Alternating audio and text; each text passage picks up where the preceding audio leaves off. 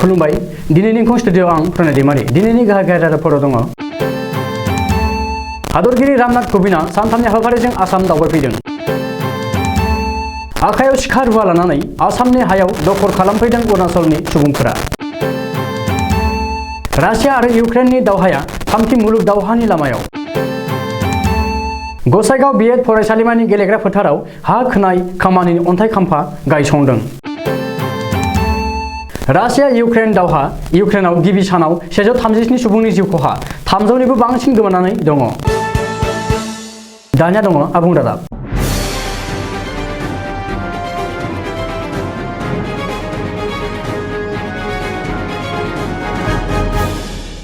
भारतनि हादोरगिरि रामनाथ क'विंदआ दिनै सानथामनि हाबाफारि लानानै आसामाव दावबायफैदों।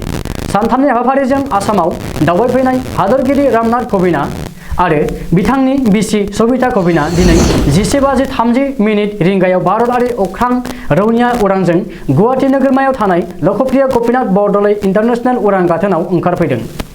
आसामनि रायजो बेंगिरि प्रफेसर जगदीश मुखी आरो गिबि मन्त्रि डक्टर हिमन्त बिश्व शर्मा, केबिनेट मन्त्रि रन्जित दास, आसाम सोरखारनि चिफ सेक्रेटारि जिष्णु बरुवामोना दिनै उरां गाथोनाव थांनानै हादोरगिरि क'विंदखौ बरायहैदों।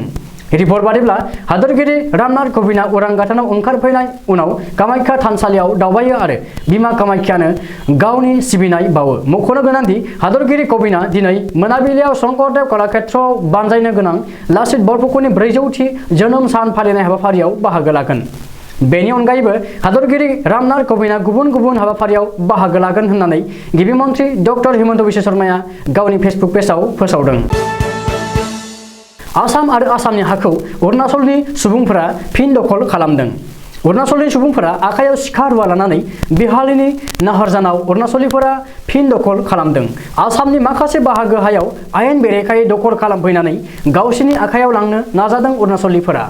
बबेखानि अरुणाचल प्रदेशनि तारासु ओनसोलनि टक नेरु तासा कासार मुंनि सानै सुबुंनि दैदेननायावनो आसामनि हायाव आयेन बेरेखायै दखल खालामनाया जादों होननानै ओनसोलनि रायजोफोरा फोरमायदों।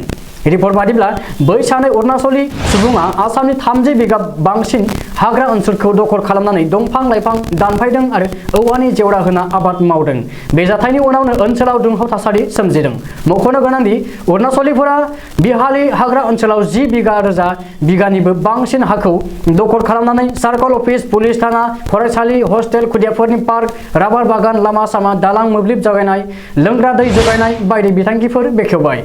आसामनि हायाव आयेन बेरेखायै बेबायदि खालामफैनायनि उनावबो गोसो होथोबनानै आरो गोदान जायगायाव दखल खालामबावदों। मख'नो गोनांदि आसाम अरुणाचल रायजोआरि सिमना जेंनाखौ लानानै जौसिन बिजिरसालियाव नायबिजिरनाया सोलिगासिनो दङ। रासिया आरो इउक्रेननि दावहाया आथिखालाव थामथि मुलुग दावहानि लामायाव फैगासिनो दङ। मानो होनोब्ला नाट'नि मोन 30 हादोरा आथिखालाव इउक्रेननि जानानै रासियानि बेरेखायै दावहा नांनो थाखाय साखाफारा जाबाय। गं 100 फाइटार जेट एबा दावहारु बिरखंखौ नाट'आ रासियानि बेरेखायै दावहा नांनो थाखाय साखाफारा खालामबाय। बृहस्पतिबार खालि फुंनि समाव रासियान फाइटार जेट आरो फाइटार हेलिकप्टारनि जोहै इउक्रेननि गासै मोन 25 नोगोराव गाग्लोबनानै गोबां सम्पथिफोरखौ खहा खालामदों आरो थेर-बेथेर खालामदों। नाथाय इउक्रेननि आर्मि एबा एयार फर्सआबो जिरायनानै थायाखै। उल्थायै रासियानि बेरेखायै दावहा नांदों आरो रासियानि 2 फाइटार जेट, 2 हेलिकप्टार, 3 टेंक आरो गोबां मटर गारिखौ थेर-बेथेर खालामदों आरो बे दावहायाव रासियानि गासै सा 50 फाइटिफोरा मुंख्लं जाबाय होननानै रासियानि रैखाथि मन्थ्रिया खौरांगिरिनि सिगाङाव फोरमायदों। नाथाय अब्लाबो रासियान आर्मिया जिरायनानै थायाखै। इउक्रेननि राजथावनिखौबो रासियानि आर्मिया गाग्लोबदों होननानै खौरां मोननाय जादों। बिदेशिनि मावफुं सोद्रोमा उकिल मुसाहारिया गसाइगाव बिएड फरायसालिमानि गेलेग्रा फोथाराव हा खोनाय खामानिनि अन्थाइ खाम्फा गायसंदों। MGNरेगा बिथांखिनि सिङाव गसाइगाव बिएड फरायसालिमानि गेलेग्रा फोथाराव हा खोनो लाहार फाहार खालामदों। मिथिनो हानाय बादिब्ला दैज्लां बोथोराव अखा हायोब्ला दै जमा थानायनि जाहोनाव गसाइगाव बिएड फरायसालिमानि फरायसाफोरा गोबां जेंनाजों मोगा-मोगि जानो गोनां जायो। बेखौ नोजोर होनानै बिटिसिनि मावफुं सोद्रोमा उकिल मुसाहारिया दिनै MGNरेगा बिथांखिनि गेजेरजों हा खोनायनि अन्थाइ खाम्फा गायसंना होयो। बे हाबाफारियाव बाहागो लायो गसाइगाव बिएड फरायसालिमानि गोरायुंजों लोगोसे गोबांसा बिबुंगिरिफोर आरो गोबां फरायसाफोरा। रासिया इउक्रेननि दावहानि गिबि सानाव इउक्रेनाव बेसेबां सुबुंनि जिउ गोमादों बेनि डाटा सोराङाव फैदों। इउक्रेननि हादरगिरि भल'दिमिर जेलेनस्कीया भिडिअ सुलुंनि गेजेरजों फोरमायनाय बादिब्ला रासियाया गाग्लोबनाय गिबि सानाव इउक्रेननि सा 137 सुबुंफोरा जिउ गोमादों। बेनि अनगायैबो 300निबो बांसिन सुबुंफोरा गोमानानै दङ। मख'नो गोनांदि रासियानि हादरगिरि व्लादिमिर पुतिना इउक्रेननि हेंथायै दावहा फोसावनाय उनावनो रासियानि आर्मि आरो अख्रां रौनियाया इउक्रेनाव गाग्लोबदों।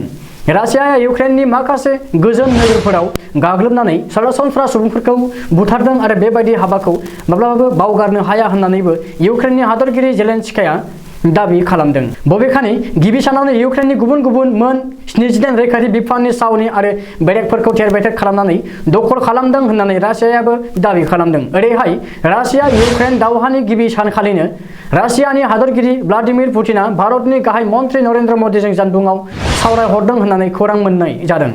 रिपर्ट बादिब्ला रासिया इउक्रेननि दावहा आरो हिंसाखौ दोनथ'नानै गोजोन थासारि सोरजिनो थाखाय नरेन्द्र मदिया पुतिनखौ जानबुंनि गेजेरजों खावलायहरदों।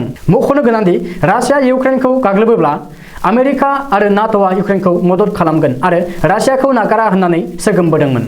नाथाय दावहा जानायनि उनाव आमेरिकाया रासिया इउक्रेननि दावहायाव बाहागो लाया होननानै आमेरिकानि हादरगिरि जो बाइडेनआ रोखायै फोसावदों। बेनि उनावनो बे रोखा जाबाय दि आमेरिकानि फायखि हानजाया रासियाजों दावहा नांनो इउक्रेनाव थांनाय नङा।